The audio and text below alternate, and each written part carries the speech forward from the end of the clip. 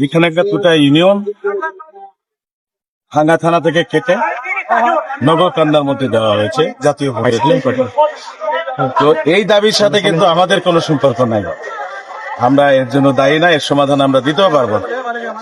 কিন্তু কালকে তারা আমাদেরকে ব্লেম করে আমাদের উপর চড়াও হয়েছিল। তো আমরা ক্ষয়ক্ষতিগুলো নিরূপণ করছি, তার তো আইনগত ব্যবস্থা নেব। আর কালকের ঘটনার কারণে আমরা আজকে ব্যাপক প্রস্তুতি নিয়েছি। দেখছেন আমাদের জেলা মহোদয় আছেন, বিজিবি আছেন, সেনাবাহিনীর সদস্যরা আছেন, তারপর র্যাব আছেন।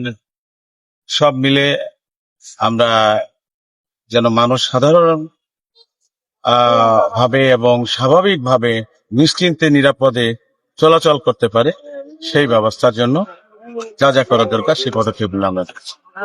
স্যার, এই বিষয়ে কি কোনো মামলা হয়েছে কিনা কালকের এই ঘটনায়? মামলা এখনো হয়নি, আমরা ক্ষয়ক্ষতি নিরূপণ করছি। আমাদের কি পরিমাণ ক্ষয়ক্ষতি হয়েছে সেটা নিরূপণ করার পর আমরা আইনগত ব্যবস্থা। আমরা কিছু ফুটেজ দেখছিলাম, সেখানে দেখছিলাম কালো কাপড় পরে কিছু মানুষজন এই ধ্বংসাত্মক কাজে অংশগ্রহণ করেছে, হাতে দেশীয় অস্ত্র ছিল। এই মানুষগুলোকে শনাক্ত করার চেষ্টা করছেন কিনা, আর হচ্ছে এর পেছনে অন্য কোন ষড়যন্ত্র দেখেন না? সাধারণ আন্দোলনে ছিল। আমরা এই ফুটেজ গুলো পেয়েছি, আমরা বিশ্লেষণ করছি, এরা কারা, চেষ্টা করছি যত দ্রুত সম্ভব আমরা এদেরকে আইডেন্টিফাই করবো এবং তাদের বিরুদ্ধে ব্যবস্থা নেব।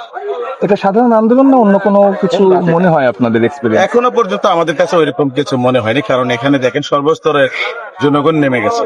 কৃষক, শ্রমিক, ভ্যানালা, রিক্সাওয়ালা, খেটে খাওয়া দিন মজুর, সবাই কিন্তু এই আন্দোলনের সাথে ওকে, মনে হয়। Thank you.